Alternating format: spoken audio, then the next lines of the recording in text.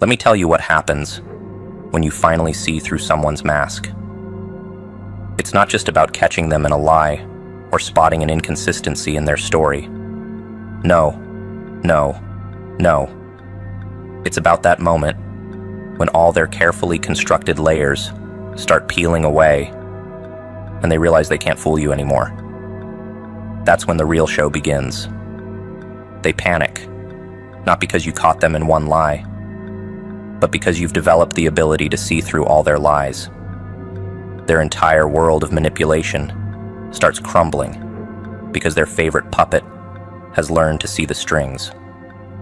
These masters of deception have spent years perfecting their performance. They've learned exactly when to smile, when to act hurt, when to play the victim. They know precisely how to make others feel guilty for questioning them. But now you've done something unforgivable. You've learned to read their script before they perform it. You can predict their next move because you've studied their playbook. And nothing terrifies a manipulator more than someone who can anticipate their tactics. It's like their weapon has been turned against them, and suddenly, they're the ones feeling exposed and vulnerable. Watch how they react when you start calling out their patterns. First comes the denial. Strong, aggressive, almost believable. They'll tell you you're imagining things, that you're being paranoid, that you're the one with the problem. Then comes the rage, when they realize their denial isn't working anymore. They'll try to turn others against you, spread rumors, paint you as the unstable one. But here's what's really happening. Every accusation they throw at you is actually a confession. They're telling you exactly who they are, hoping you'll get overwhelmed and back down. But you're not backing down anymore, are you? The most fascinating part is watching their control start slipping. These people are used to being the puppet masters, pulling everyone's strings from behind the scenes. But now, someone in their audience has spotted the strings. And worse, they're pointing them out to others. That's when the real panic sets in.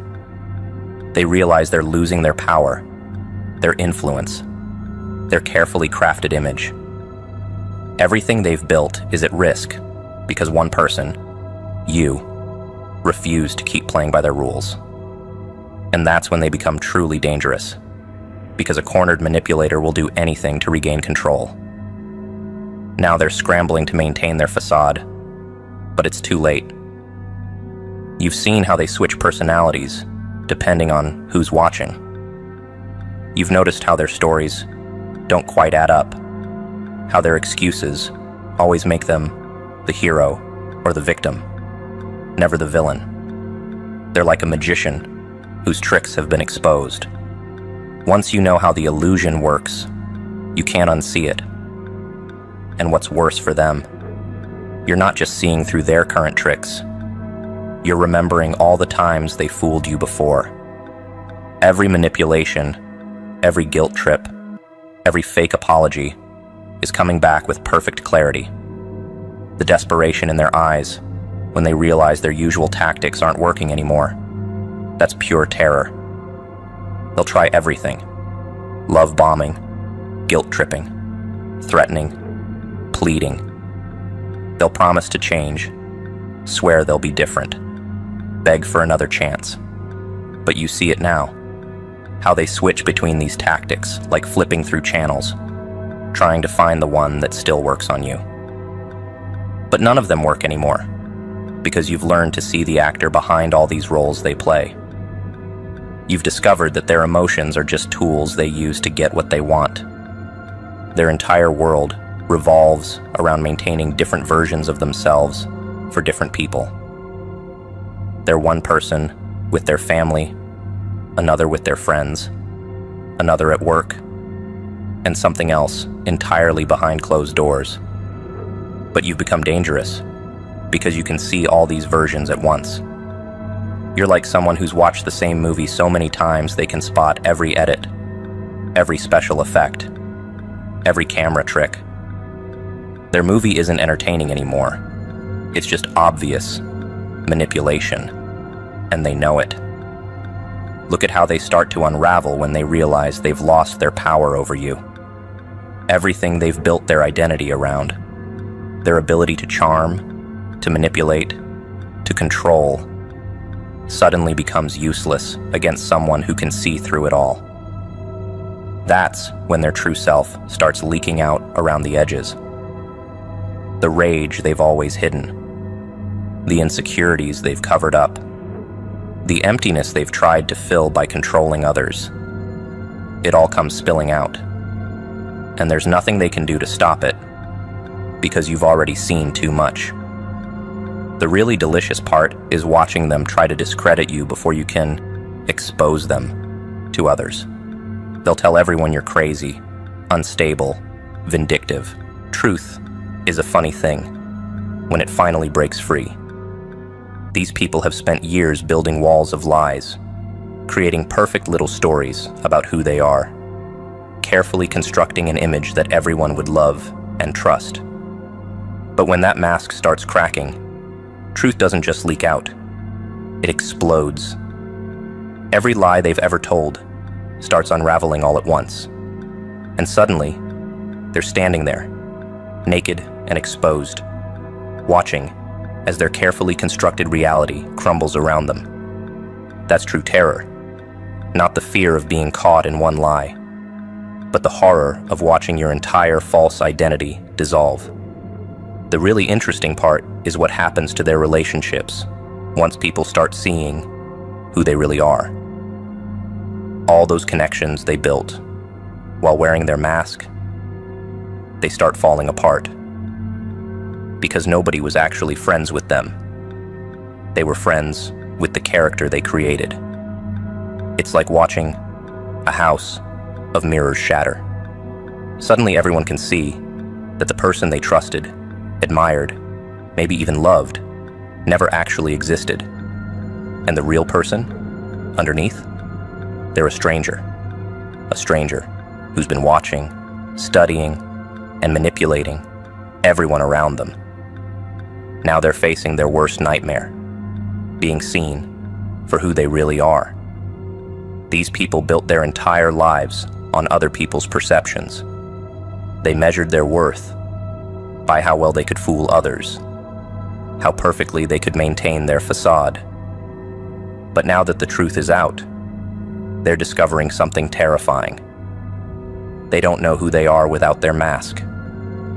They've spent so long pretending to be different people for different audiences that they've lost touch with their own reality.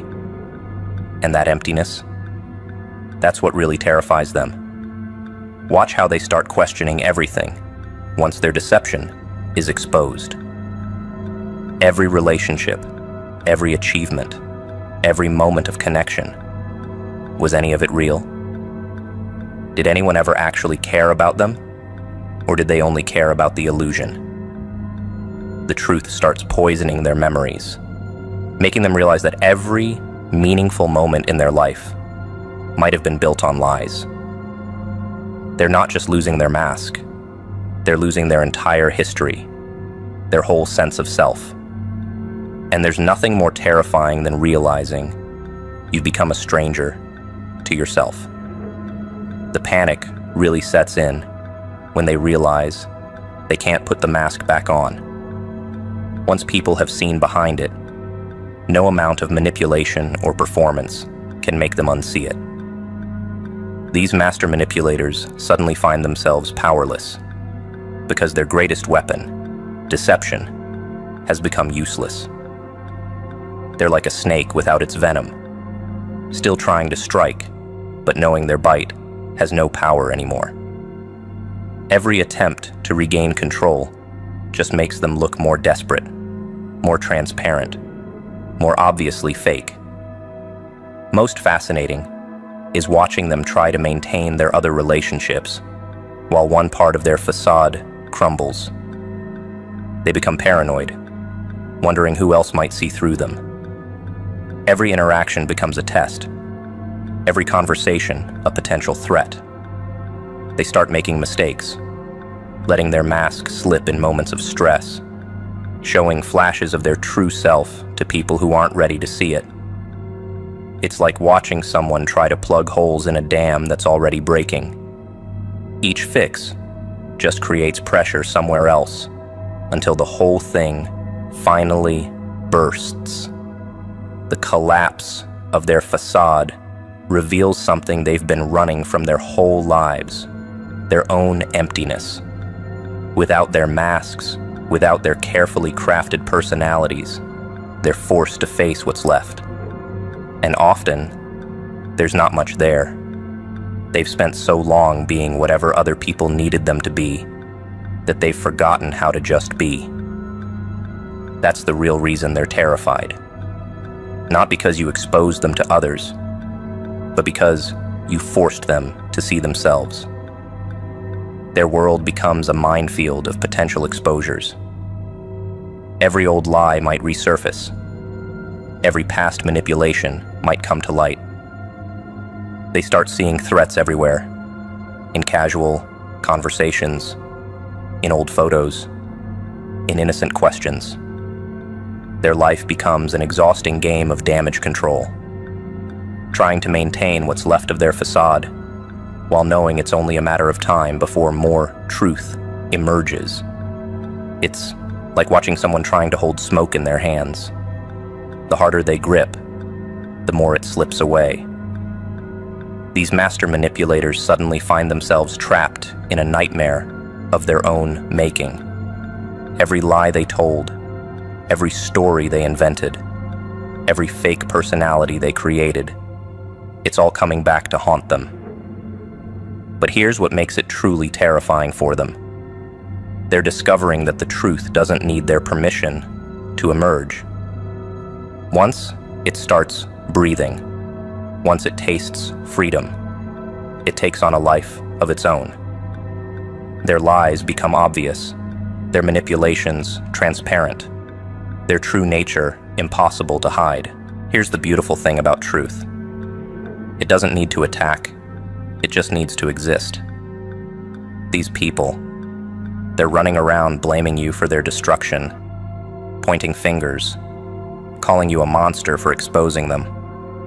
But you didn't plant those lies. You didn't create those fake personalities. You didn't build that house of cards they called a life. All you did was refuse to keep playing along, and their whole world started falling apart.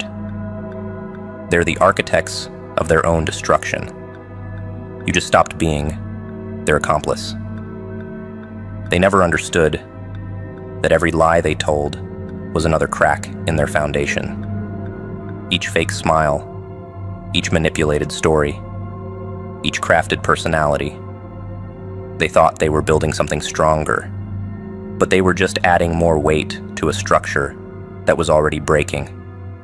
Now, they're watching it all collapse, and they want to blame you.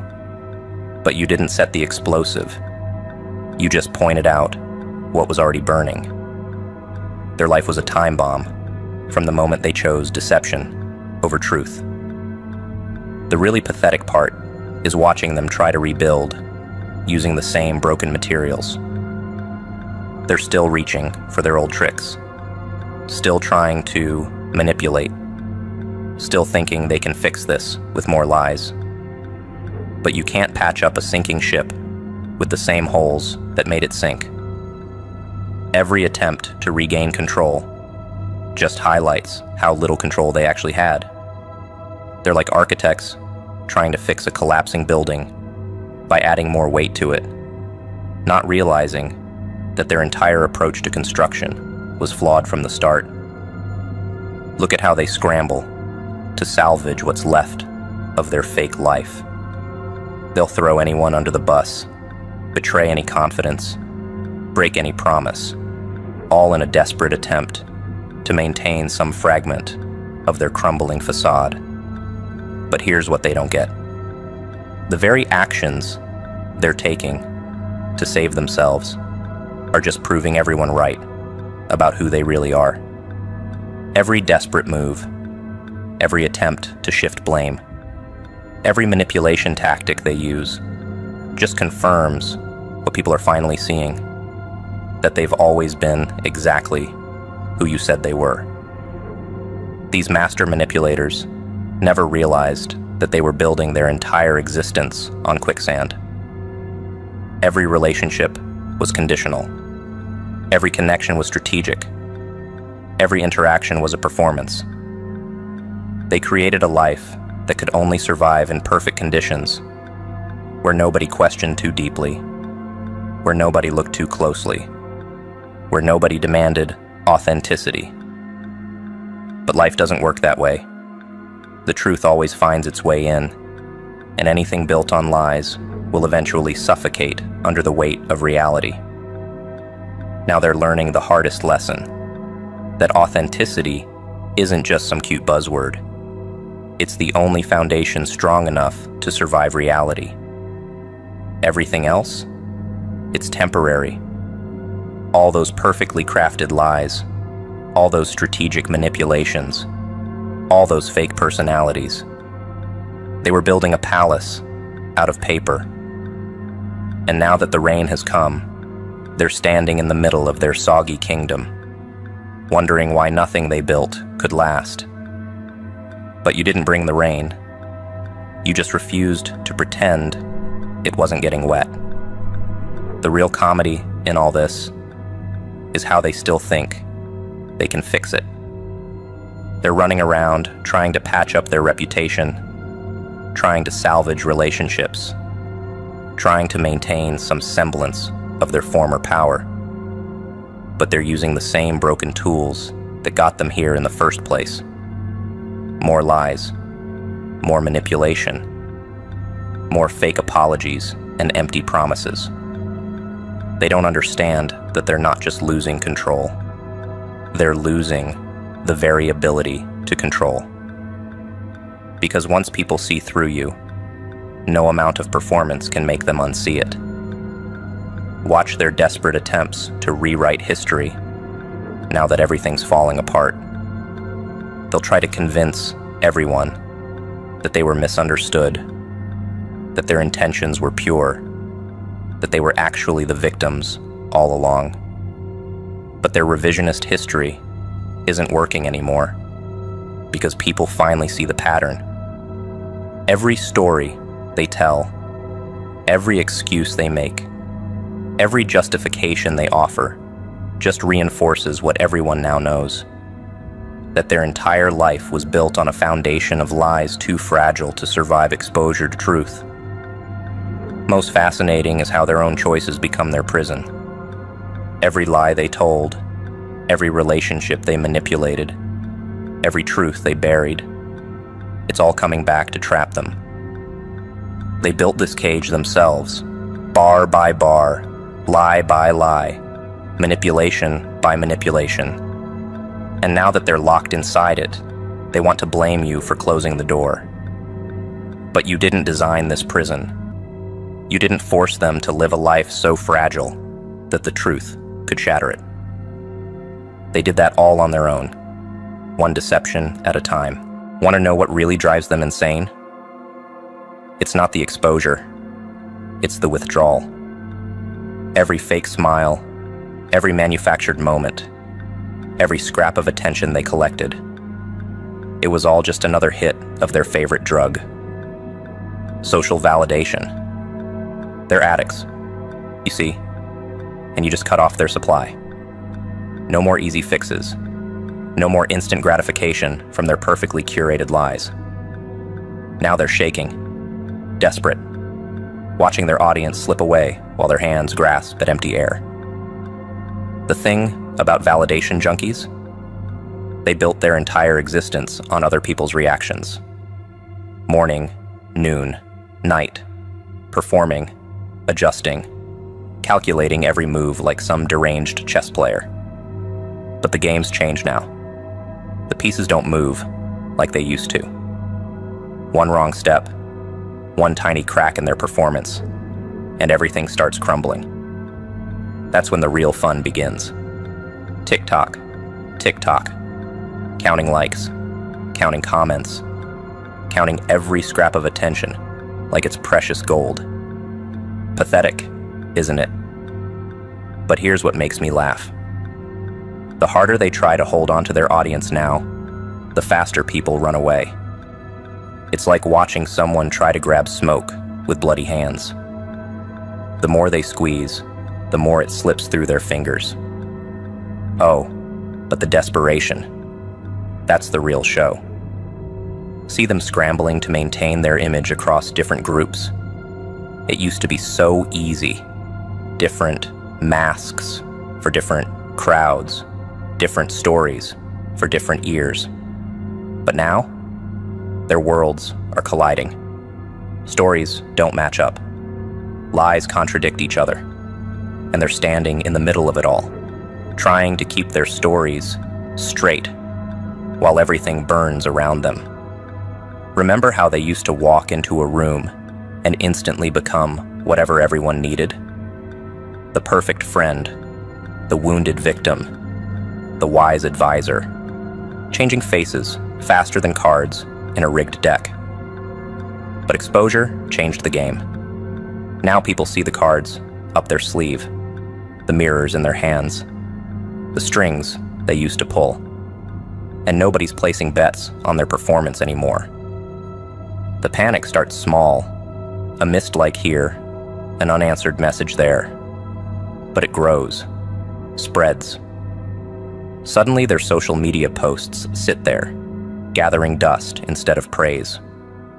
Their dramatic stories meet silence instead of sympathy. The validation well runs dry, and that's when the real madness begins. They start overcompensating, reaching out desperately, doing anything to get that fix of approval they need to feel real. Funny thing about empty vessels, they make the most noise when they're cracking. These people never built anything inside themselves. Everything was external, borrowed, stolen from the reactions of others. Now that the validation's drying up, you can hear them rattling. Hollow, breaking. Each desperate attempt to regain control just shows how little control they ever had. But here's the real kicker. They can't stop performing. Even when it's obviously not working. Even when everyone sees through the act. They keep dancing their little dance. It's all they know. Like a street performer continuing their routine while the crowd walks away. The show must go on, right? Even if no one's watching anymore. Even if every movement just exposes more of their lies. The terror in their eyes when they realize they can't start fresh somewhere else. That's pure poetry. Used to be they could just move on, find new audiences, new sources of validation when the old ones dried up. Not anymore. Word spreads. Reputations follow. Each new attempt to build their house of cards fails faster than the last. The walls are closing in, and there's nowhere left to run. The really twisted part. Deep down, they knew this day was coming. Every morning putting on their masks. Every night rehearsing their lies. Every moment spent juggling different versions of themselves. They felt the clock ticking. That nagging voice in their head whispering, one day, they'll see through you. And now that day has arrived. No more rehearsals. No more practice runs. The curtain's been ripped away, and they're standing there, script in hand, realizing they never learned how to be real. Imagine building your entire existence on quicksand, then being surprised when you start sinking. Each lie they told, each performance they gave, each scrap of validation they collected. It was all just more weight, dragging them down. Now they're thrashing around, reaching for anything solid, but everything they grab is just as fake as they are. In the end, what destroys them isn't the exposure, it's their own addiction to the lie. They'll keep chasing that high, keep searching for that validation fix, long after it's gone. Because without their audience, without their constant stream of approval and attention, they don't exist. They never did. They're just empty costumes falling to the floor, with no one left to wear them. And that's the joke they never saw coming.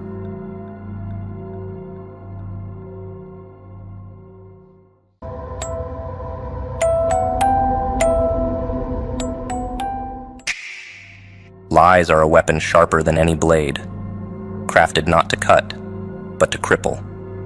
Each falsehood is a calculated strike, aimed at your foundation, at the essence of who you are. They thought the weight of those words would bury you, that the whispers would erode your resolve. But lies, for all their venom, lack substance. They crumble when faced with resilience. And you, standing in the storm of deceit, became the proof that no fabrication can outweigh the power of unwavering conviction. Deception thrives in shadows, feeding on doubt and fear. It twists perceptions, turning allies into adversaries and clarity into confusion. But you never needed the approval of the blind. Lies may cloud the air, but your vision remained sharp. You didn't stumble through their fog. You stood still, let it pass, and watched as the storm of dishonesty scattered into nothingness. They underestimated the strength of someone who knows the power of the unshakable self. Every lie was a test, a trial meant to gauge how much you could endure before breaking. And each one became another notch in your armor. Lies can bruise, but they cannot shatter the determined. You allowed their words to strike, to sting, to echo, and then to dissipate. While they wasted energy on spinning tales, you invested yours in building resilience. Lies cannot harm someone who refuses to believe in them. There's a strange beauty in the destruction lies attempt to create. They reveal the weakness of the liars, their desperate need to control narratives they cannot own. Each word they spoke was a confession of their own inadequacy, a reflection of their fear. You didn't just survive their lies, you transcended them.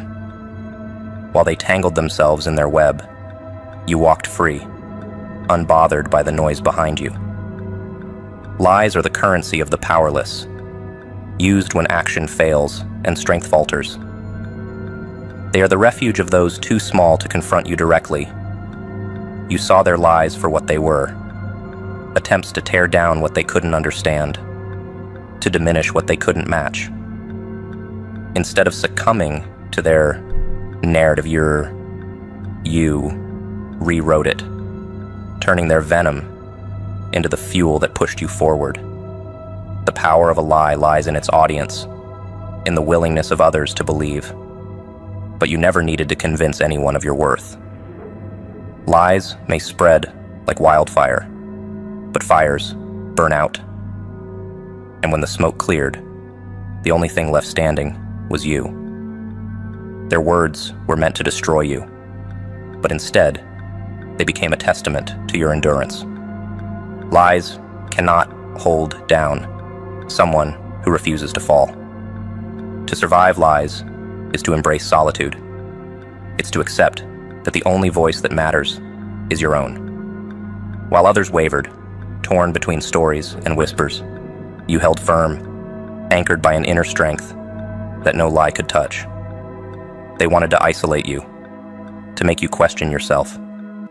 Instead, you found clarity in the chaos, realizing that isolation is where true strength is born.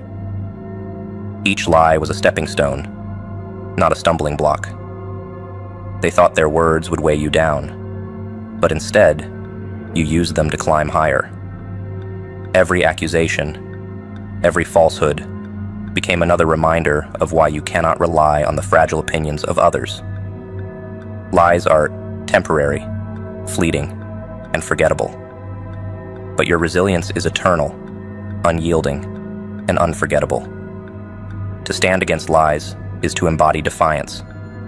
It's to look into the eyes of deceit and say, This is not enough to stop me. You didn't just endure the lies, you thrived because of them. While they focused on tearing you down, you built yourself up, brick by brick, until their efforts seemed pitiful in comparison. Lies may linger, but the truth of your strength will always outlast them. A liar begins with making falsehood appear like truth, and ends with making truth itself appear like falsehood.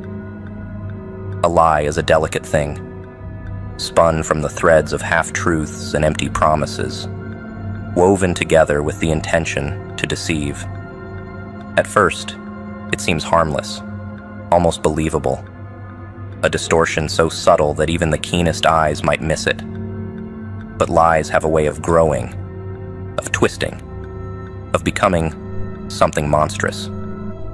The liar starts with a simple deception, a flicker of manipulation, and before long, they craft an entire reality, a labyrinth of falsehoods meant to trap the unsuspecting. It's not the first lie that wounds. It's the weight of the world built upon it. Lies are parasites, feeding on the credibility of their host. They mimic reality, wrapping themselves in the familiar so that they're harder to distinguish. The liar understands that the best deceptions are the ones that mirror what people want to believe. A skilled liar doesn't create a new story. They corrupt the existing one, bending it to their will. The lie becomes a shadow, indistinguishable from the truth, until it grows large enough to swallow everything whole. What the liar never anticipates is the cost of their craft. Lies demand maintenance, constant vigilance to keep them alive. Every falsehood breeds another, each more desperate and convoluted than the last. The liar becomes a prisoner of their own creation, shackled by the very fabrications they wove. And in their desperation to sustain the lie, they begin to unravel themselves. The lie might thrive for a while, but it always outgrows its master. The ultimate power of a lie is its ability to make reality seem unreal. The liar thrives on confusion, turning certainty into doubt. They aim to erode your confidence, to make you question everything you know. Lies create chaos, and chaos is where the liar feels safest. They don't need you to believe the lie. They just need you to doubt the truth. But doubt is a double-edged sword, one that cuts the liar as deeply as their victim. The beauty of your resilience lies in your clarity. While the liar twists and contorts reality, you remain grounded in your own perception. Lies are smoke, designed to obscure, but you are the fire that burns through the haze. The liar's ultimate goal is control, to make you dance to the rhythm of their deception. But you stood still, refusing to play their game, refusing to let their chaos consume you. You became the immovable force against their manipulative storm. Lies, for all their allure, are inherently weak. They lack the foundation that truth possesses, and so they crumble under the weight of scrutiny. The liar counts on your silence, your unwillingness to challenge the narrative. But when you stood up, when you questioned, when you pushed back, the lie fractured. The liar's greatest fear is exposure, and your defiance became the mirror that revealed their fragile facade. Lies cannot survive in the face of someone who refuses to be deceived. The liar's downfall is their own hubris. They believe that their web is impenetrable, that their control is absolute. But lies are a house of cards, and it only takes a single gust of truth to bring it crashing down. The liar underestimates the power of resilience, the ability to rise above manipulation. You didn't just survive their lies, you dismantled them piece by piece, until all that remained was the hollow shell of their deceit. To make truth appear as falsehood, is the liar's ultimate ambition, but it is also their undoing. The effort required to twist reality is unsustainable, a constant drain on their energy and focus. And while the liar exhausts themselves maintaining the illusion, you thrive in your authenticity. Lies may create temporary chaos, but they cannot extinguish the light of someone who refuses to be dimmed. The liar's greatest weapon is doubt, but your greatest weapon is certainty. The liar begins their game with confidence, believing in their ability to control the narrative. But they forget that every lie has a lifespan, a point where it becomes too heavy to carry. The more they lie, the more obvious the deception becomes. And while the liar is busy spinning their web, you are busy strengthening your resolve. Lies cannot keep you down, because your strength lies not in illusions, but in the unshakable reality of who you are. One who deceives will always find those who allow themselves to be deceived. So you need to take a stand to such people. Always. Deception thrives on permission. The deceiver is nothing without the complicit, those who lower their guard, who accept the narrative without question. Every lie finds its power in the silence of its victim, in the unchallenged moments where deceit is allowed to take root. To stand against a deceiver is to disrupt their cycle, to rob them of the fuel they require to continue. It's a declaration that you refuse to be a pawn in their game, that you will not bend to their manipulation. The deceiver's greatest skill lies in identifying those who doubt themselves. They prey on uncertainty, exploiting vulnerabilities and weaving illusions to distract from reality. But the moment you take a stand, the spell is broken. Deception cannot survive confrontation. It thrives in the shadows, but withers in the light. To stand up to a deceiver is to show them the one thing they fear most: clarity. When you refuse to play along, their power collapses. Allowing deception to persist makes you a part of it. To remain silent in the face of a lie is to give it room to grow, to let it spread like a poison. But silence was never your weapon. You chose confrontation, not because it was easy, but because it was necessary. The deceiver counts on your passivity, your fear of disrupting the status quo. By taking a stand, you shattered their illusions and reclaimed your control. The deceiver and the deceived are locked in a dance, one that continues until someone steps out of the rhythm. By refusing to play your part, you forced the deceiver to falter. Their web of lies, carefully constructed and delicately balanced, began to unravel. Taking a stand is not just resistance, it's rebellion. It's the refusal to let their falsehoods define your reality, the defiance that says, no more. Standing against deception is not an act of aggression, but of self-respect. It's the acknowledgement that your integrity is worth more than their approval. The deceiver will always seek out those who doubt themselves, those who hesitate to speak up. But you are not one of them.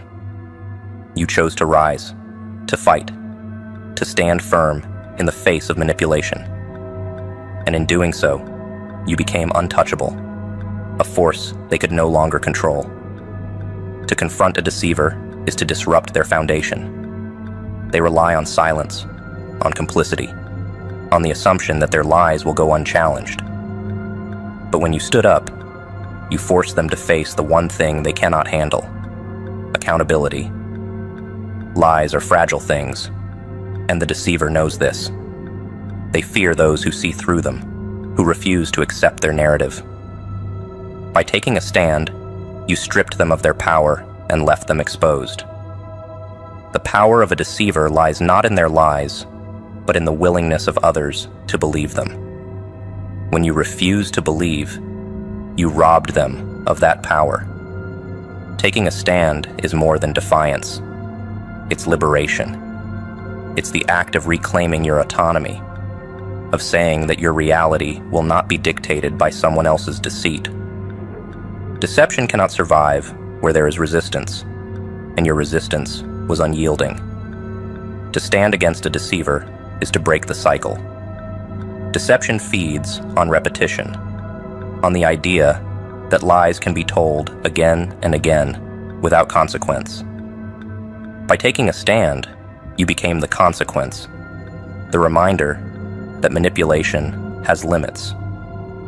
You didn't just survive the lies, you dismantled them, ensuring that their power could no longer harm you.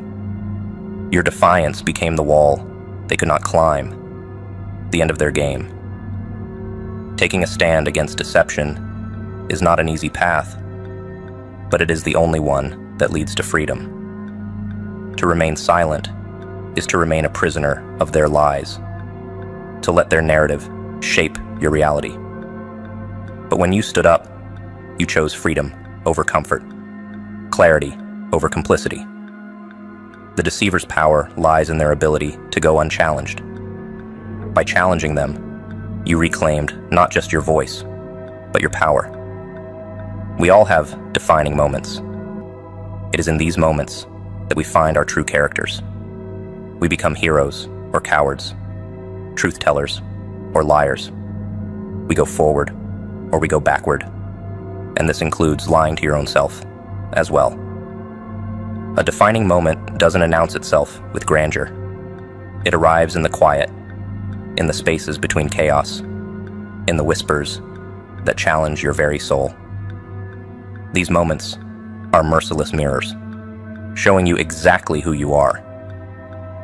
When confronted with the choice to face or to flee, your character is laid bare. Some step forward into the storm, confronting their flaws and fears. Others retreat into the shadows, weaving lies to justify their retreat, not just to the world, but to themselves. The greatest lie is the one told to the self. It is insidious, feeding on the insecurities buried deep within. It comforts with false promises, convincing you that avoiding the fire is safer than enduring it. But self-deception is the slowest poison, dulling your potential while whispering that it's protecting you. A defining moment demands honesty, not with others, but with yourself. It forces you to strip away the illusions and face the raw, unfiltered reflection of who you've become. To lie to oneself is to deny the chance to evolve. Every excuse, every justification is a step backward, a choice to remain shackled to mediocrity. Defining moments do not allow such luxury. They demand movement, forward or back, light or dark, growth or stagnation. Self-deception may feel like safety, but it is a prison. The only escape is courage. The courage to admit your flaws, to confront your weaknesses, to rise above the lies you've told yourself. Cowards avoid the defining moments, shrinking from their weight, while heroes embrace them. Heroes are not fearless. They are those who face their fears and refuse to let them dictate their path. Each defining moment is a crossroads, and the decision made echoes far beyond the moment itself. To step forward is to face uncertainty, to risk failure, but also to embrace transformation. To step back is to choose the comfort of the familiar, to let fear define you. The liar is not just the one who deceives others, but the one who deceives themselves. This is the most dangerous kind of dishonesty, for it shapes the very fabric of your existence. Self-deception convinces you that you're powerless, when, in reality, you've simply chosen not to wield your power. A defining moment cuts through such lies, exposing the choice that has always been yours, to rise or to fall. Defining moments are relentless. They force you to confront the uncomfortable truths you've buried beneath layers of justification and denial. The moment you stop lying to yourself is the moment you reclaim your power. It's painful, raw, and unforgiving, but it is also liberating. The weight of self-deception is heavy, but the clarity that comes from facing it is worth every ounce of discomfort. To embrace the moment is to shatter the illusions and step into your own potential. To move forward in a defining moment is to reject the comfort of complacency. Growth is never comfortable, and defining moments are the ultimate tests of your willingness to endure. Those who lie to themselves avoid the discomfort, choosing stagnation over transformation. But those who face the moment, who choose honesty over self-deception, find a strength they never knew existed. They find the hero within, the part of themselves that refuses to be confined by fear. Each defining moment is a battle between who you are and who you could become. It's a struggle between the lies you've told yourself and the truths you've hidden from. To face it is to embrace the unknown, to trust in your ability to rise above the weight of the moment. The decision to move forward is not easy, but it is necessary. It is in this choice that you find your true character, not in the absence of struggle, but in the way you confront it. Defining moments are not just challenges, they are opportunities. They force you to confront what you've been avoiding, to admit what you've been denying. To face such a moment is to reclaim your narrative, to write your own story instead of letting fear dictate it. Self-deception offers an escape, but it's a false one, a detour that leads nowhere.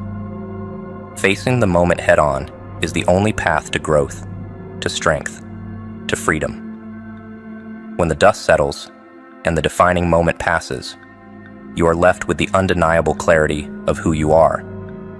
You've faced the lies, both from others and within yourself, and you've emerged stronger. The defining moment becomes not a burden, but a badge, a testament to your resilience. And as you rise, unbroken and unyielding, the echoes of that moment remind you. Their lies couldn't keep you down. Nostalgia is a seductive liar, so don't get stuck in memory loops of the past. Instead, be present and take conscious action to guard yourself from liars. Nostalgia whispers sweetly, doesn't it? Like a lover who left you bleeding, but comes back with a smile that makes you forget the pain. It glosses over the cracks, paints the wounds in golden hues, and convinces you that the past was better than it was. It feeds you an illusion, telling you to linger in memories that have lost their edge. But nostalgia is no friend. It's a master manipulator, drawing you into a loop of longing that chains you to moments you should have let go of long ago. The past is not a sanctuary. It's a labyrinth. To get lost in it is to abandon the present, to forfeit the only time you have any power over. Memory is unreliable. It replays events with a warped lens, erasing the lies, the betrayals, the things that broke you. Nostalgia tricks you into opening the doors to those who shattered you, framing their return as a reunion rather than a repeat of their treachery. To stay stuck in the past is to give liars another chance to weave their web. Every moment spent clinging to the past weakens your defenses against the present. While you linger in memories, the liars sharpen their blades, waiting for the opportunity to strike. Nostalgia blinds you to the reality of who they are and what they did. It turns your pain into something romantic, something worth revisiting. But pain, no matter how beautifully it's framed, is still pain. The only way to guard yourself is to stay vigilant in the now. Liars thrive on distraction, on your inability to see the present clearly.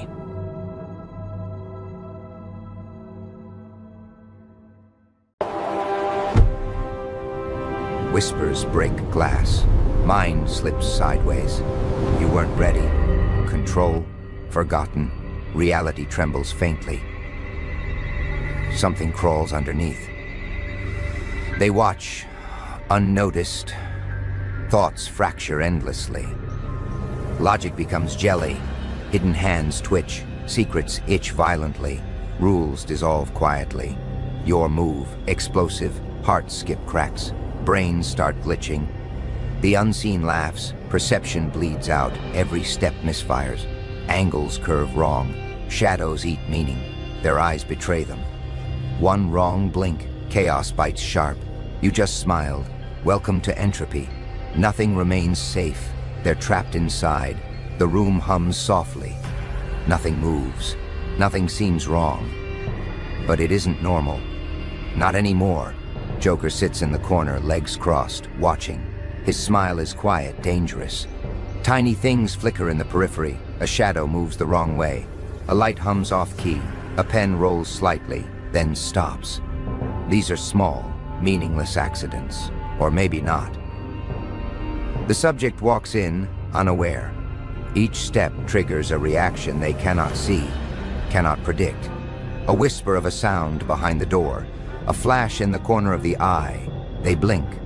The world shifts ever so slightly. The brain notices it, but the conscious mind denies it. The seed is planted. Joker thrives in these invisible perturbations. He doesn't touch the subject directly. He doesn't need to. Control is quieter than force. It is subtle. It is invisible.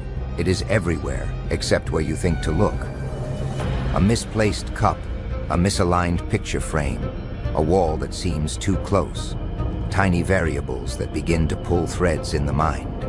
Every small disruption adds up. Patterns appear that shouldn't exist. The subject begins to question reality. Did I leave the door unlocked? Did I just see something move? Each thought unravels slightly, threads stretching in ways they cannot yet understand. Joker watches silently, measuring. This is his laboratory. The human mind, delicate and precise, responds like clockwork. To chaos if you know the rules. A flicker of movement, a shadow that seems human then isn't. A sound that disappears when you look for it. The subject senses a presence, though no one is there. The first cracks appear. Hesitation grows. Their pulse quickens for no reason. Joker leans forward. He whispers nothing. His smile is enough. Invisible, yet powerful. He's the variable they never accounted for. Every glance, every tiny shift, every unnoticed pattern is his doing. And then the catalyst strikes. Something so small, so inconsequential it almost goes unnoticed. A page turned the wrong way, a pen left uncapped. Yet it's enough. Enough to awaken awareness, enough to start questioning, enough to spark the first glitch. The subject freezes, noticing a disconnect they cannot name. The world feels off balance, though nothing is wrong. And that is the point. The invisible hand has moved. The first domino tilts. Chaos has begun. Joker leans back, letting silence stretch. The smile grows wider. The experiment has started, and the mind is already dancing to his tune. Control is slipping, just enough. And he hasn't even touched them yet. Doors that shouldn't exist. Signs pointing everywhere, paths folding back. The subject walks carefully, each step measured, each breath heavy. Nothing seems real anymore. The room twists subtly, walls bending in impossible ways. Colors shift, but only for a fraction of a second. Long enough to plant doubt, short enough to escape reason. Joker drifts unseen, a whisper in the edges of perception. His eyes gleam with mischief. Every paradox is deliberate, every trap a puzzle designed to fracture thinking. The mind stretches, searching for logic, only to find contradictions layered upon contradictions. A clock that ticks backward, a word spoken twice, the second time unfamiliar. A reflection in the glass that doesn't match the body in front of it. The subject reaches for stability, but it slides away. They try to focus on one point, one task, one truth, but each attempt fractures further. Joker has built the labyrinth of the mind before even entering the room. Invisible walls, invisible hands, invisible rules. Metaphors swirl like smoke, a graduation test with no answers, a secret club where initiation is both reward and punishment. The subject doesn't know the rules, yet they obey, compelled by a subconscious fear of error. Every misstep is a lesson, every hesitation a revelation. And through it all, Joker watches, savoring the tension, enjoying the silent scream behind their eyes. Nothing is overt, nothing is dramatic. This is the art of subtle destruction, a misplaced object, a flicker of movement, a sound that doesn't belong. The subject senses something is off but cannot name it. The more they search for logic, the less they find. Reality becomes a fluid concept, bending under the weight of unseen influence. Then, a moment, a door that appears open yet closes when approached. A word misremembered yet repeated by someone who wasn't there. A shadow moving independently of light. Each paradox is a stepping stone deeper into uncertainty, a tightening coil around perception. The subject falters. Confusion bleeds into anxiety. Doubt spreads like ink through water. Joker smiles quietly, the ultimate puppeteer. The mind bends, but the subject doesn't yet see the strings. The traps are invisible, but their effect is palpable. By the time the subject realizes the walls are not walls, the floor not fixed, the air not predictable, Joker has already moved them into his theater of chaos. And they have no idea it is him who pulls every invisible thread. The maze has begun. The traps are set. Reality is optional. Lights pulse wrong. Shadow. WS, twitch alive. Sound breaks rhythm. The subject stumbles. Every sense warps. Walls seem closer, then farther. The floor tilts slightly, just enough to unsettle. Reflections in glass and metal distort. Faces appear where none should be. Whispers echo from corners that do not exist. Logic fights back, but it is losing. Joker lingers at the edges of perception, grinning, invisible yet omnipresent. He doesn't push, he amplifies. Each tiny anomaly, each small inconsistency is intensified. Colors bleed into one another, clocks skip beats, objects tremble as if alive. Every attempt to ground reality backfires, leaving the subject suspended in a constant small panic. Unseen threads pull the mind in opposing directions. They try to reason, this is normal, this is normal. But the variables Joker planted in Section 1 now multiply, interacting unpredictably. A pen rolls off a table, seemingly on its own. A door clicks shut, though no one entered. The air vibrates with faint, impossible sounds. Metaphorically, angels and monsters coexist in the same room, unseen yet tangible. Every perceived reality contains contradictions, feeding the mind like a parasite. Each glitch stacks upon the last, layering tension until focus becomes impossible. Joker smiles quietly, a conductor of unseen chaos. The subject's brain tries to reconcile, fails, and begins to fracture under the weight of invisible design. Even the simplest choices become traps. Should they reach for the light switch or step back? Should they trust their ears or their eyes? Each decision triggers another subtle disruption, another thread tugged without warning. Reality itself becomes fluid, a slippery illusion Joker molds at will. The subject notices it. Patterns emerge where there should be none. Repetitions in randomness, anomalies in every corner. Their heartbeat speeds. Rational thought begins to betray them. The mind glitches, not violently, not overtly, but continuously, persistently, irreversibly. Joker watches the transformation with detached amusement. He does not need to strike. He only needs to orchestrate.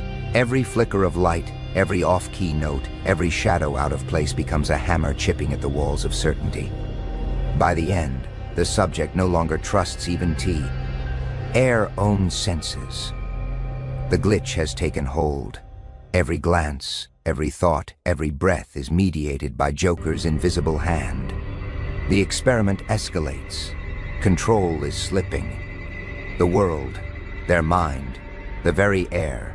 They belong to him, if only perceptually, and the amplification has only just begun. Crowded room, empty mind, faces blur. Eyes stare, no one speaks.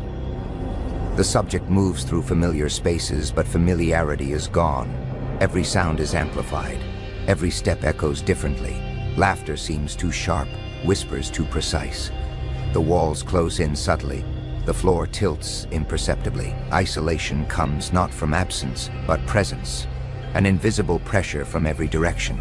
Joker drifts at the periphery, invisible yet omnipresent. His smile curls around the edges of their awareness. He doesn't need confrontation.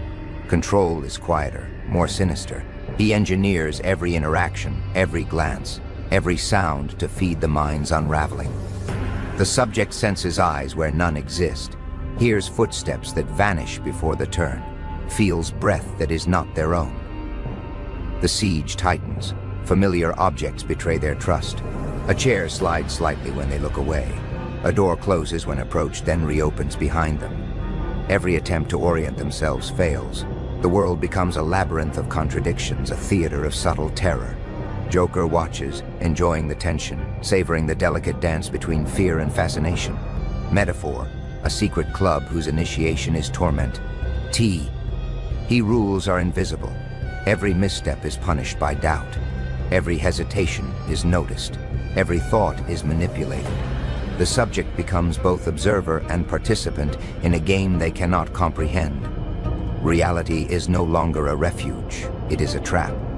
Time stretches, or maybe it collapses. Minutes feel like hours. Hours feel like moments. Each heartbeat accelerates. The mind strains to reconcile what is seen with what is known. Shadows seem alive. Reflections move independently. Sounds echo from impossible angles. The siege is silent, but deafening. Joker leans back in the shadows, detached amusement flickering in his eyes. He has not touched the subject. He has not spoken. He has simply orchestrated an environment that bends perception, folds reality, and fractures certainty. Every hesitation, every stutter, every glance of confusion is a note in his symphony of control. The subject falters. They reach for a foothold. Logic, memory, instinct. But the ground shifts beneath each attempt. Doubt becomes obsession. Fear becomes attention. The siege is psychological, invisible, complete. By the end, they are trapped in a maze of perception, and the puppeteer's strings remain unseen. Joker smiles. Silence stretches. The siege continues. The mind is his, one subtle adjustment at a time. The cracks become clear. Patterns emerge. Shapes shift. Something is watching. The subject pauses, senses sharpening. At first, it is fleeting, a rhythm too precise, a shadow too deliberate, then claret. Why pierces the fog? Every disruption, every flicker, every misalignment. It is not random. Someone is orchestrating this. Someone unseen, everywhere, nowhere. Joker steps lightly through the edges of perception, not seen, not heard, but felt. A glance from nowhere, a smile flickering in reflections. The revelation strikes like ice. Reality itself has been manipulated. Every glitch, every paradox, every subtle terror, all designed, all intentional. The mind reels. Recognition brings terror and awe. The subject begins tracing patterns, linking anomalies, mapping invisible hands. The world warps under this knowledge. Their heartbeat quickens, thoughts collide, senses scream. It is dizzying. The very air feels loaded with intent. Metaphor, a secret club where angels and monsters teach lessons hidden beneath initiation. The subject is both student and prey. Every insight births another question, every revelation another trap. Logic teeters on a knife's edge, and the line between understanding and madness blurs. Objects betray memory. Reflections contradict reality. Sounds echo with sinister precision. Doors lead to nowhere or back to the same place, subtly altered. They try to ground themselves, but the world itself has shifted beneath perception. Recognition of the manipulation does not liberate. It deepens the maze. Joker smiles in quiet triumph. He does not reveal his hand. He allows glimpses, teasing the mind, offering answers that fold into new questions. Each realization is a paradox. The more the subject understands, the more trapped they become. Insight and confusion collide, creating a tension that thrums in every nerve. The subject becomes aware that every choice is anticipated, every glance monitored, every thought accounted for. Their freedom is an illusion, their control a shadow. And yet fascination blooms alongside fear.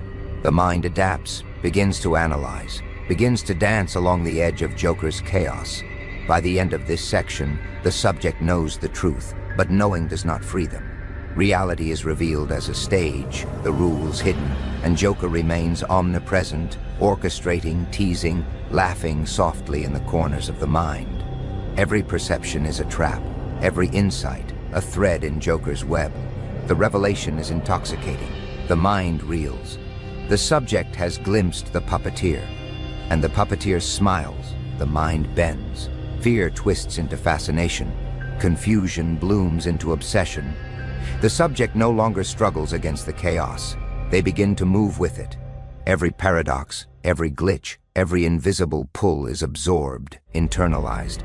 The world warps, and they warp with it. Logic and instinct reshape under Joker's quiet guidance.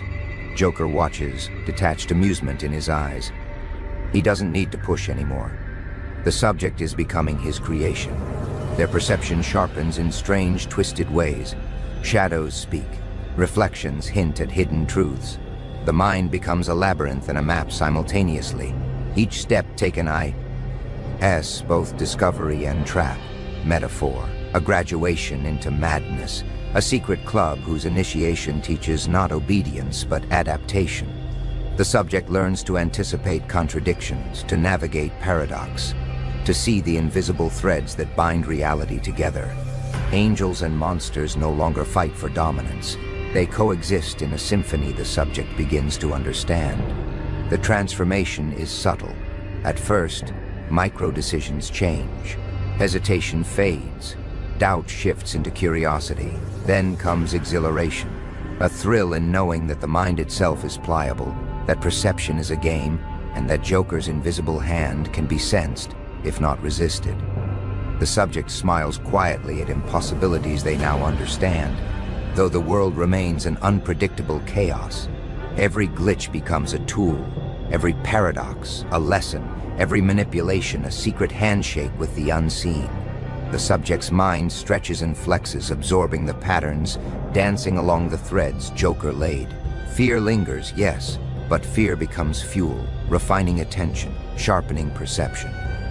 Joker leans back, satisfied.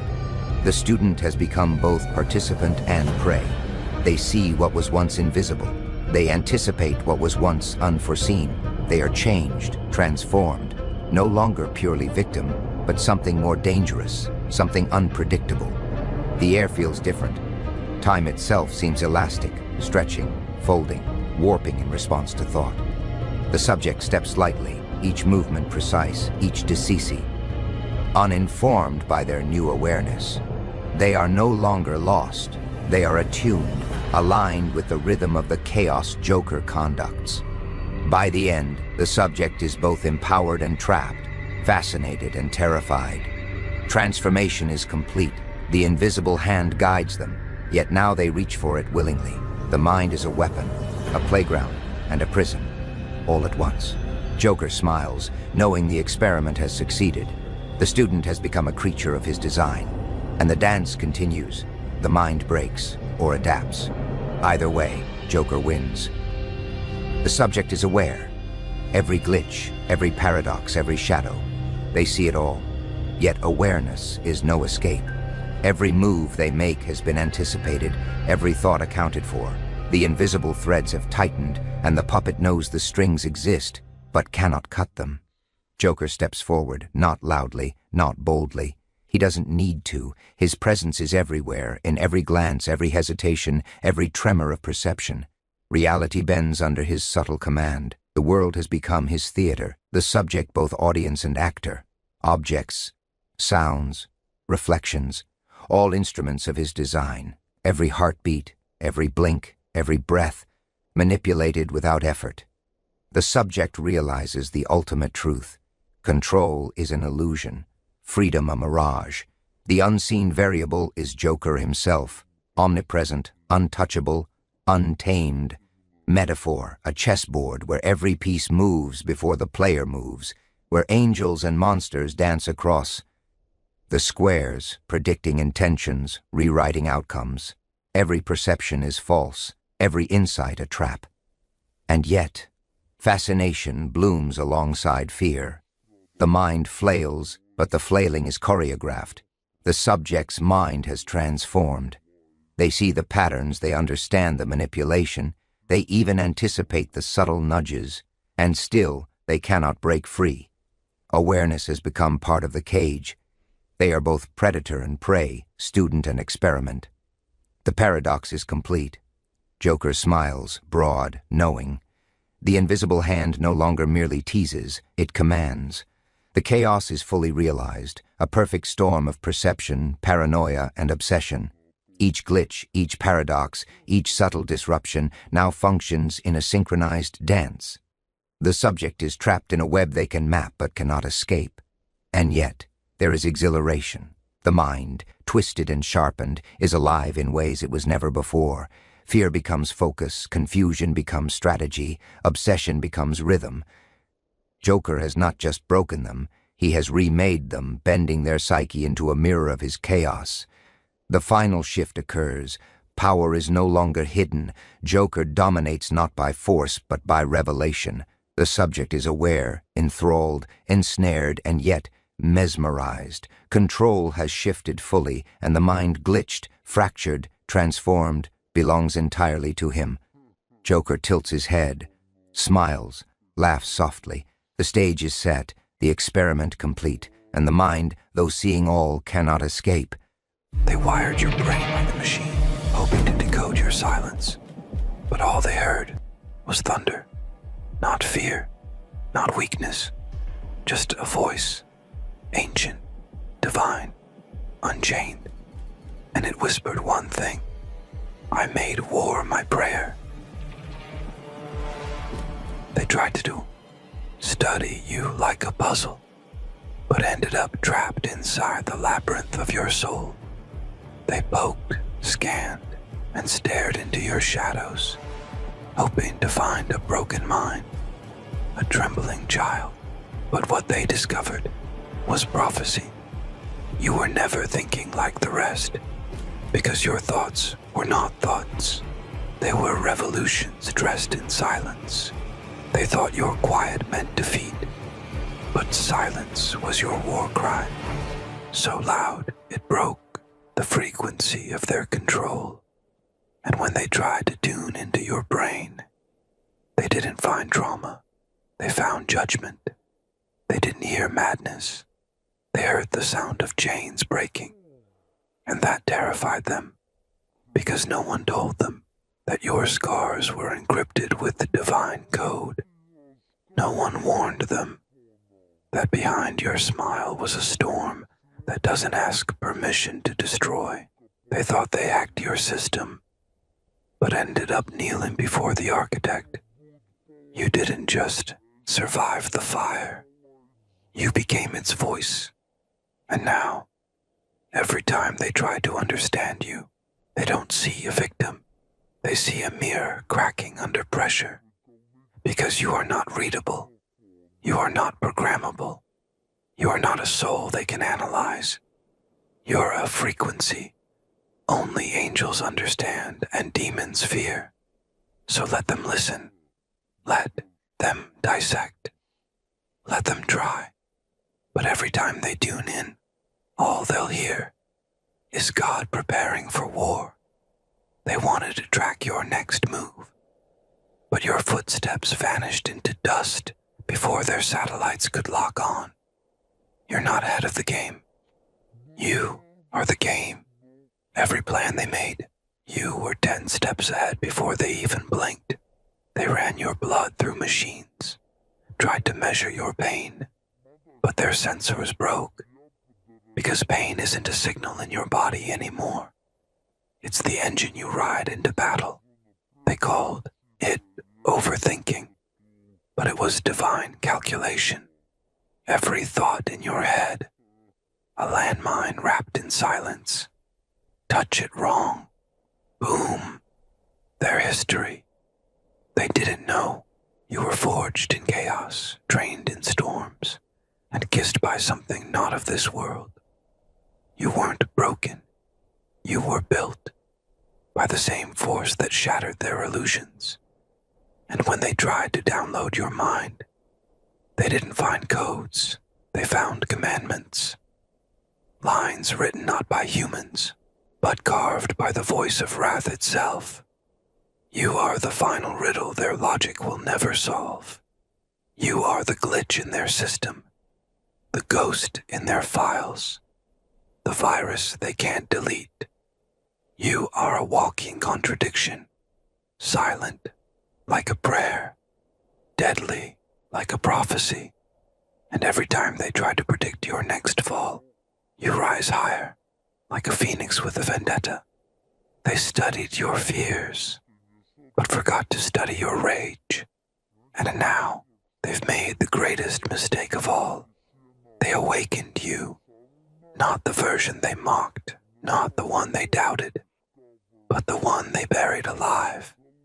Now back, cloaked in destiny, fueled by vengeance, and louder than any god they ever dared to silence.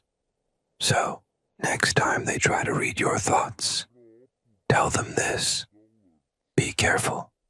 Some thoughts are not meant to be read. Some thoughts were written in fire, and fire doesn't whisper, it roars. So they brought in scientists, psychologists, experts in the human condition. They said, let us understand the root of your madness. But there was no root, because you were never planted. You were summoned. You're not part of their garden. You're the storm that rips it apart. They tried to define you with data, box you with labels, prescribe you with pills. But you don't have a diagnosis. You have a destiny, and it's not curable. It's not containable. It's not something they can shut down by flipping a switch. You are the electricity in the switchboard. You are the power surge that melts the system. They said, we've seen his type before. No, they haven't. You are the first of your kind, and the last thing they'll ever forget. Every time they tried to read your intentions, all they got was static distortion. Until suddenly, boom, a sentence that shattered their entire understanding of control. You thought I was broken, but I was just reloading. They called your silence dangerous, and they were right, because in that silence, you were having conversations with the fire, making deals with your demons, and sharpening blades out of every memory they tried to weaponize against you. You didn't suppress your darkness. You trained it. Now it walks beside you, smiling, calm, ready. You are not a threat. You are the consequence, the final result of every lie they told you, every back turned, every door slammed. You became something they can't even explain anymore. You are too human to be a monster, and too monstrous to be human. You're the storm that remembers, the silence that screams, the thought they tried to read, that ended up reading them, because deep in your mind, where they thought they'd find weakness, they found the voice of God, and he wasn't whispering peace.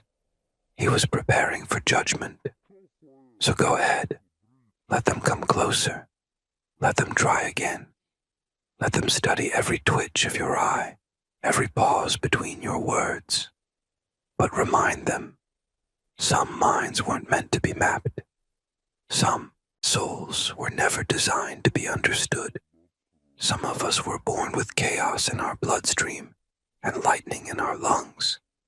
And the day they tried to figure you out was the day they signed their own ending. They thought They could map your brain like a city, but your mind isn't streets and signals. It's a wild jungle where gods come to hunt. And when they stepped in with their little flashlights and scanners, thinking they were the masters of intelligence, they saw shadows moving, not behind you, inside you. You weren't thinking in words. You were thinking in weapons. Each thought a sharpened fang. Each breath a warning. Each heartbeat a war drum echoing across dimensions. They thought they were observing a subject, but they were being watched, studied, measured for destruction. Because what lives in you isn't flesh, isn't logic, isn't fear. It's a code of wrath forged in the silence of betrayal and the fire of resurrection. You don't just walk through hell. You own property there. Your pain didn't break you. It baptized you. And now you walk with the calm of a storm that's already decided what to burn. They put you under lights hoping to expose you. But the light just revealed their own shadows. They thought you were hiding something. No, you were protecting them from what you really are. Because the moment they truly understand you is the moment they stop breathing peacefully. You see, you're not out for revenge. You're beyond it. You're not trying to prove them wrong. You're just letting destiny do its job. And destiny has your fingerprints on every disaster they didn't see coming. They mocked your silence, not knowing it was the silence before the kill. They laughed at your stillness, not knowing it was the patience of a sniper with eternity to aim. And now they run simulations, trying to predict your rise, trying to brace for impact. But you're not coming. You're already inside the system. You're the error message in their code, the twitch in their eye they can't control, the echo in their dreams that feels too real to ignore. You don't knock on doors. You rip them off the hinges. You don't ask for permission. You are the consequence of every mistake they made. They tried to study your trauma, but your trauma learned to shoot back. And when they finally leaned in, thinking they could hear your secrets, they heard heaven's thunder, and it wasn't praying, it was laughing. They thought the silence in your eyes meant surrender, but you were busy remembering every scar like it was scripture. You were calculating not just survival, but rebirth. They thought you were done. You were just turning the page, because the story of your life doesn't end in pain. It begins with it. You are not a chapter. You are the whole book of reckoning. And the ink they tried to erase still stains every corner of your soul with purpose. They didn't understand. You're not here for recognition. You're not here for applause. You're here to remind the universe why it feared your name before you were even born. They tried to copy your formula, tried to mimic your mind. But what you are cannot be downloaded, cannot be cloned, because what lives in you was written in divine fire, and fire doesn't replicate, it consumes. You're not a result of their system. You are the glitch that rewrote the rules. You are the prayer that was never meant to be answered, but rose anyway, clawing through fate, bleeding through time, carving your name into the jaws of destiny with a grin and a growl. They kept asking what broke you. They never asked what built you. Let me tell them, it wasn't love. It wasn't peace. It was every night you screamed into the dark and heard your own voice echo back. Not yet. I'm not finished. You were chosen by pain, but crowned by resistance. And now, when you speak, the ground listens. The shadows listen. Even the gods lean in closer, because your voice carries the kind of truth that burns, lies alive. You don't raise your voice to be heard. Your presence is already a loud prophecy. You don't warn. You appear. And when they ask, who is he? The answer is simple. He is the thought we couldn't read, because it wasn't a thought. It was judgment wearing a human face. They built their world on patterns, rules, predictions. And you walked in, uninvited, and broke gravity with a whisper. They thought they could trace your moves, but your path isn't linear. It bends, it folds, it devours. You're not ahead of the curve. You are the curve. And every time they try to follow, they end up chasing their own tail, inside a trap you designed in silence. You weren't here to fit in. You were here to show them what it looks like when the system begs for mercy. They trained soldiers to fight monsters. But you're not a monster. You're what monsters have nightmares about. You don't come with red eyes and claws. You come with purpose. With a stare so calm, it unravels their courage thread by thread. They thought you needed saving, but you were sent to do the saving, not with light, but with fire, because not all angels have wings. Some wear scars like armor, and instead of harps, they speak with wrath. They tried to study your triggers, not realizing they were standing in front of one. They tried to map your pain, not knowing that every line on that map led straight to their end. They thought you were vulnerable, but you were just waiting for the moment when pretending to be human was no longer necessary. And now they face the truth. You're not here to be understood. You're here to be remembered, not as a victim, not as a survivor, but as the cataclysm they couldn't predict. You are prophecy wrapped in vengeance, a calm voice in a burning room, saying, this was always the plan. They called you dangerous. No, you're not dangerous. You're the result of what happens when pain doesn't kill you, but shapes you into a god with no heaven left to pray to. And when they finally look back in fear, hoping for one last answer, they'll remember this.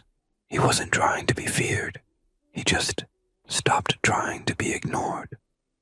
They called your rage a flaw. But that rage, that was ancestral. That was sacred. It wasn't just yours. It was every voice silenced before you, now roaring through. Your chest, like thunder, dipped in prophecy. They didn't hear the warning in your footsteps. They didn't see the countdown in your calm. They didn't feel the earthquake in your silence. Until it was too late. You weren't aiming for revenge. You were carving a new law. A law written not in ink, but in the ruins of everything they once worshipped. You became the collapse of their confidence, the virus in their vision, the echo they can't outrun. Because what you bring, it doesn't come with a warning. It comes with revelation. You were never the villain. They just needed you to be, because calling you a villain was easier than admitting they created you. They called you unstable. But the truth is, you were just done pretending to be balanced in a broken world. They said you changed. No, you remembered. You remembered what they buried. You remembered who you were before the world told you to shrink, before they taught you to obey, before they disguised your brilliance as disorder, before they feared the moment you'd wake up and realize your pain wasn't a curse, it was a weapon. Now they look into your eyes and they don't see a person anymore. They see a force. They see consequence wrapped in flesh. They see the end of their comfort. Because you weren't born to be understood. You were born to be felt, like a war cry in the spine, like the scream before the strike, like the fire that doesn't burn buildings, but rebuilds gods. So when they ask who gave him permission, tell them he didn't ask, he was sent. They tried to trace your origin, tried to label you troubled, broken, too much, but they never realized you were never meant to fit inside their labels. You were born to shatter them. They feared what they couldn't name, so they gave you titles like problem, rebel, lost cause, as if your fire could be boxed with the words. But you were never a case. You were the verdict. And now they whisper your name with the kind of fear usually reserved for storms and gods. They tried to decode your silence, but your silence wasn't empty. It was a strategy. Every moment you said nothing, you were gathering storms, sharpening your breath, and learning the art of waiting like a predator that reads prophecy instead of prey. They studied you like a puzzle, but the pieces kept moving. Why?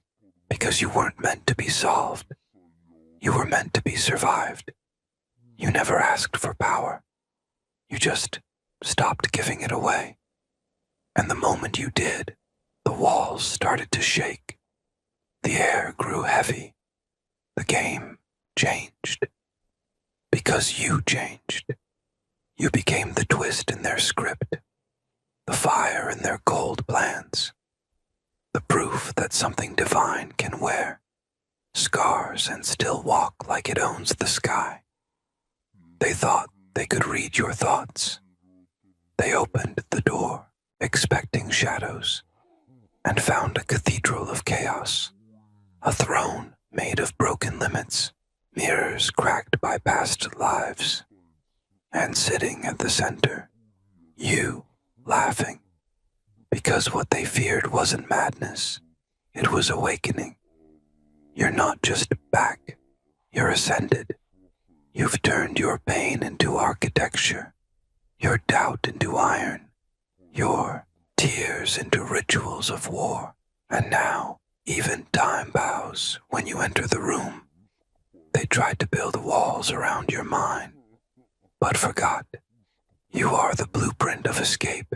You don't walk with fear.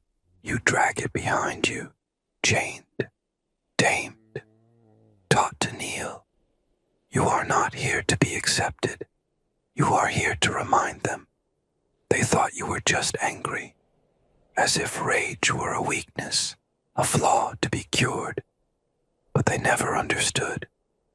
Anger is fire, and fire doesn't just burn. It transforms. What they saw as fury was just the beginning of an ascension they never saw coming. You are the consequence of every lie they told themselves, every small act of cruelty, every attempt to cage you in their rules, their prisons. They tried to make you normal, tried to make you fit into their little cages of conformity. But what they didn't realize was, you are the breaking point, the threshold where their walls will crumble and their lies will fall apart. Now they call it chaos. They call it madness. But chaos isn't a force you control. It's a reflection of the truth they were never brave enough to face. You're not the one who needs fixing. They are. They never understood what was buried deep inside you. It wasn't a weakness. It wasn't some fragment of the past. It was the power of truth itself, a truth they were too afraid to see. And now they feel it. They feel it in the air they breathe, the weight in the room, the trembling beneath their feet. Because you aren't just standing in front of them anymore. You are the storm. And the storm doesn't ask permission. The storm takes what it wants. You were never here to play by their rules. You were here to rewrite them, to make them bend. And now they understand. This isn't just about you. It's about everything they built, everything they thought they could control. And with every step you take, every breath you draw, you remind them of the most terrifying truth. It was never about the world controlling you. It was always about you controlling their world. Andrew, when the dust settles, when the world is left trembling at your feet, they'll realize the truth they've always feared. You were never the monster they claimed you were. You were the reckoning they brought upon themselves. And now, you walk through the ruins, not as a victim, not as a survivor, but as the victor who rewrote the laws of their fate. You weren't the one who was broken. They were. And as they stare into the ashes of their own downfall, they'll understand this final truth. You were never their lesson to learn. You were their end.